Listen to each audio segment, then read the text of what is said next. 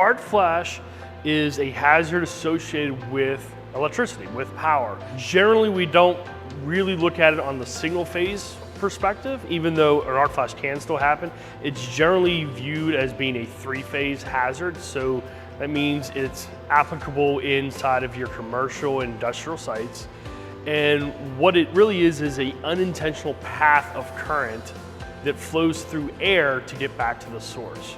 So if you were to drop a wrench or a screwdriver inside energized equipment and that screwdriver hits the buswork, and it would cause a fault maybe phase to phase or phase to ground, when the screwdriver in essence disintegrates or bounces away, you can actually draw an arc, which is really more of a sustained spark, is how I like to think about it.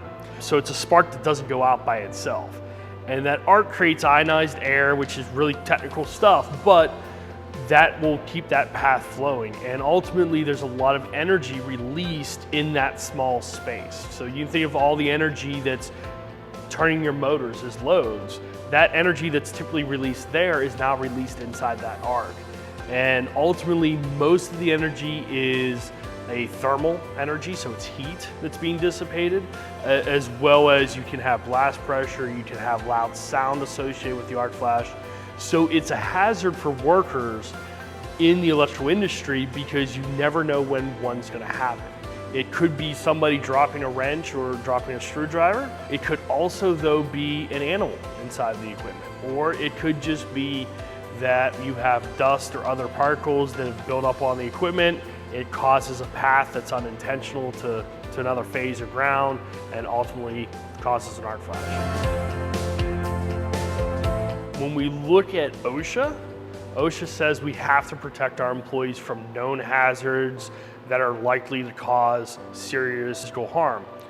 Arc flash is a known hazard that we're aware of. There's industry standards on arc flash, so therefore OSHA recognizes arc flash as being a hazard and has requirements around insulating materials as well as PPE. Also, there's the NFPA, and specifically the 70E standard that's been out for a while. That standard requires PPE to be determined for that arc flash hazard. It's a little bit of engineering to determine how much energy would be released, and that's really what the arc flash study does, is calculate the energy, and then NFPA 70E and OSHA both then make requirements as to what a minimum level of PPE is based on that energy calculation. From a training perspective, NFPA 70E requires training either A, minimum every 3 years. However, there are exceptions inside the standards. So if you have new equipment in your facility or you have an updated arc flash study, those would be changes to your system that could potentially change how much PPE a person wears or what PPE they're wearing. So in those instances, you need to have retraining every time that occurs, but the minimum is every 3 years. We offer various training courses that are our standard courses. So the training that was taking place today is a 4-hour arc flash training where we really focus strictly on arc flash, the hazard and the PPE and how to protect employees from it. We also have standard classes though that are 8 hours that also go into shock and how do you choose your insulated gloves and how often do they need to be tested. So a little expanded upon just the arc flash topic. As well as we've expanded that course into a 3-day hands-on course where we don't just talk about the standards and what you need to do, we add hands-on activities. So we're in the Experience Center today with lots of equipment. There's a switchboard behind me. In that class, we don't just discuss the PPE and how to do grounding and verifying the absence of voltage. There are actually activities where we have everybody apply grounds and verify the absence of voltage and put PPE on to help them understand beyond the standards, the application of how you do that. Beyond those courses though, we also perform customized training. So if you had a facility that you're really focused on arc flash in medium voltage equipment, above 1,000 volts, we will customize a class specifically for you. And we've had customers request that it's 12 hours or 32 hours, 40 hours. We will build that customized class based off of the customer's needs. We also have training trailers. Currently we have 3 training trailers. The smallest is a 40-foot gooseneck, but we also have 2 53-foot semi-trailers that we have equipment in them also, where we can do more of those hands-on activities by bringing the equipment to you versus you coming to us. There's a new standard out there. It came out here this year in 2023.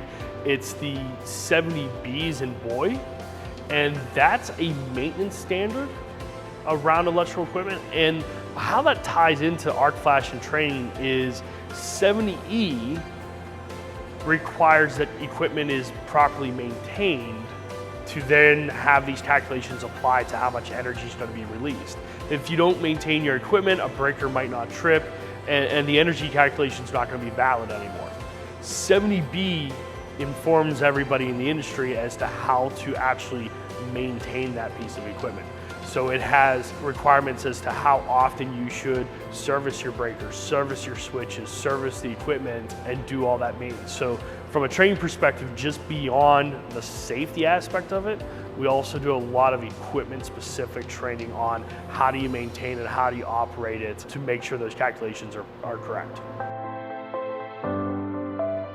OSHA does have the ability to cite and fine based on arc flash, and if you don't do calculations, you don't label equipment and have your employees wear PPE, OSHA ultimately can cite and fine you for that.